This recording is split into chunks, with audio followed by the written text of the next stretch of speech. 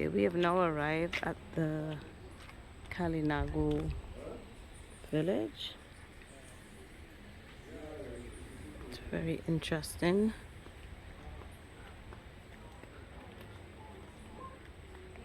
And we're going to see what else.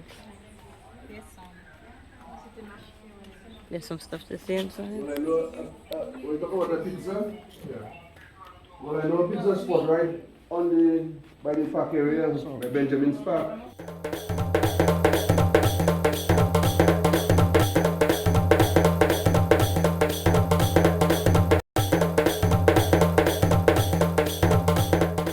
If I do not know, I'll simply tell you I do not know. Okay.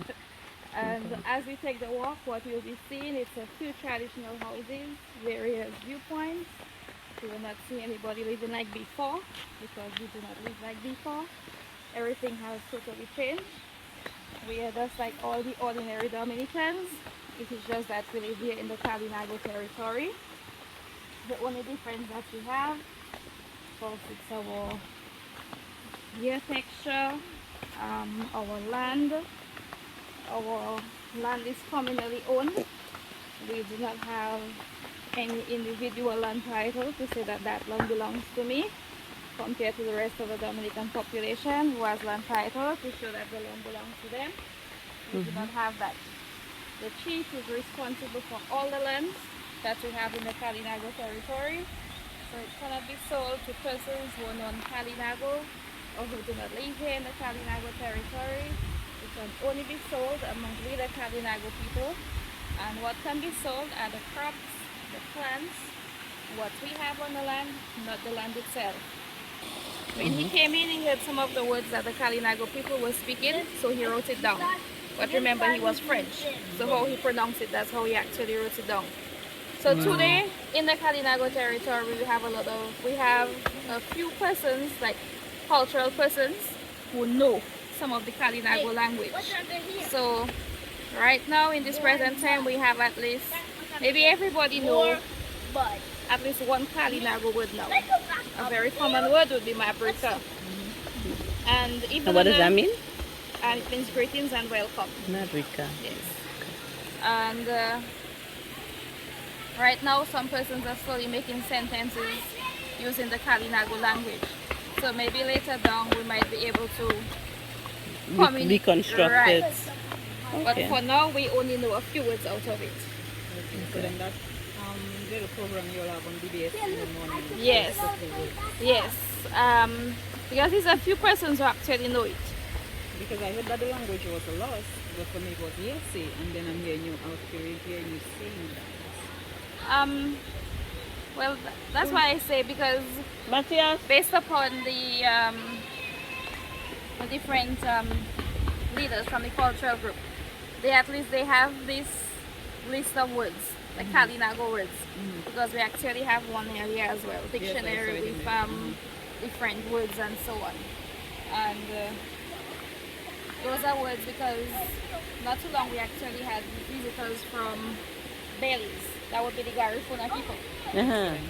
So when they came, the list of words were here, and they actually know it's the same words. It's just that it has a different little spelling. But remember, they still have their language. Right. No, I can remember several years ago there was the building of this big canoe that was supposed to have taken persons like Kalinagos from the Kalinago territory across to the mainland, South Central America, to connect with the Kalinago or the Americans there. Did that ever take place, or what's the story with that right now? The canoe, where they actually made it normal way rowing all the way down. So then they did that in a bit to what? Like connect with... To connect and to at least show that, some persons may not believe that Kalinago people came all the way from South America using the oars, right? By canoe. Some people may not believe that, but really and truly it did happen. So this was a way to actually prove and to show that it actually happened.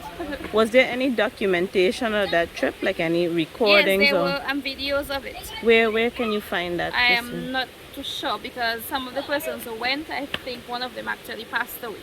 They died. That was like not 100 years ago. He went missing and he was never found. One of the persons, yeah. And do you know when they went into South America, did they find similarities with the language there too, and people The culture, maintaining the way of tradition life, everything was was the like same. same. Yes. Okay, very calm. The way the roof is, this is the way the traditional houses were built Yes. back in the day. It's so Because they were gorgeous. built to withstand hurricanes.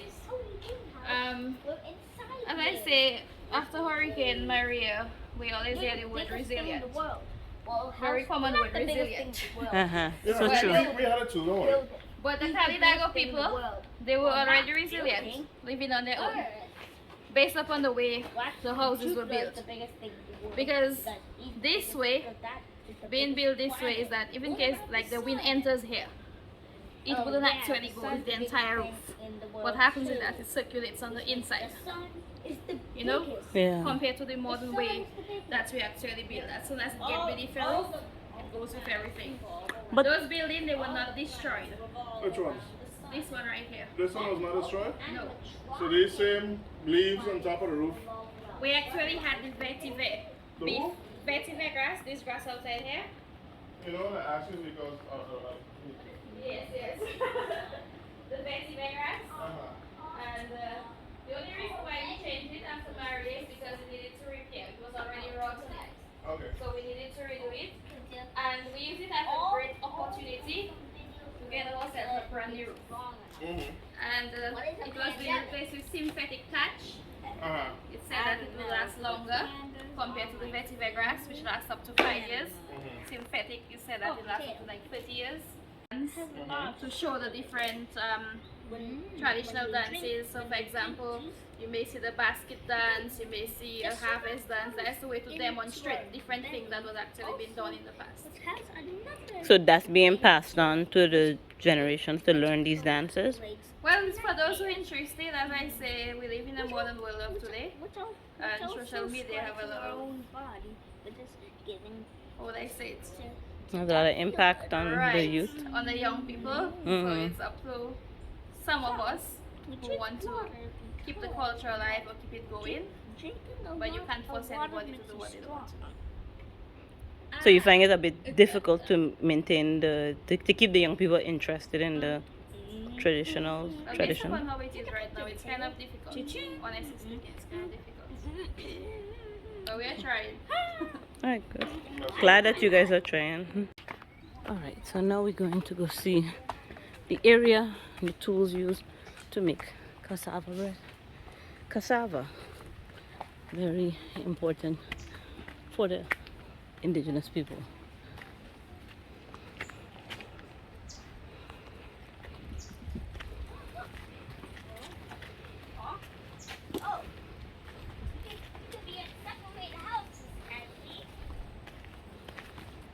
So after we remove the food from the ground, we peel the skin from it, we wash it, we grate it. After it's been grated, we wash it again, then we place it into a piece of cloth, we squeeze all the water which comes from it. This water, it stays, it settles, it makes a starch. So all the starch remains at the bottom of it. We use the starch along with the grated food, we add a little ginger, we mix it, and then we place it on this pan here to bake. So it's Great. like 10 to 15 minutes to be properly baked. This is Cecilia and she's showing us, this is the beginning of making the basket. So you could tell us what are you doing? Well, I'm preparing the material. I am about to make a basket. So first I must prepare the material in the different sizes that I need it. And then I can start weaving. Okay, that's awesome. And what tree does this come from? This is a reed called lauma. It is mainly grown in the forest where it's cold. We cut it there green, split it in four. It's round. When we split it, we get four sides from it. And then we put it in the sun to dry. It gets that brown color. Okay. In the basket, you will see three different colors: the white, Yeah. the brown, and the black. It's the same material. Okay, What we okay. do when I prepare it like this, I bury it in mud, and then it comes out black. So the white you see in the basket, or cream, how you call it, it's the other side of the brown. Okay. See, this is brown, and the other side is cream. Okay. And then when we bury it, it comes out black. So we have three different colors. It's nice. Okay, thank you. You're welcome.